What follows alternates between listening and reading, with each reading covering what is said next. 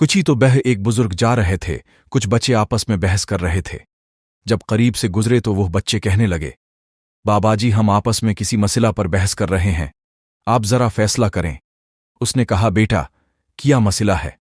बच्चे ने कहा कि हम आपस में बहस कर रहे हैं कि एक आदमी बड़ा नेक हो, कभी गुनाह न किया हो, इसके दिल पर अल्लाह की खास नजर रहती है, या एक आदमी बड़ा ही गुनहगार हो और कुछ ही तो बह कर ले, उसके दिल पर खास नजर रहती है।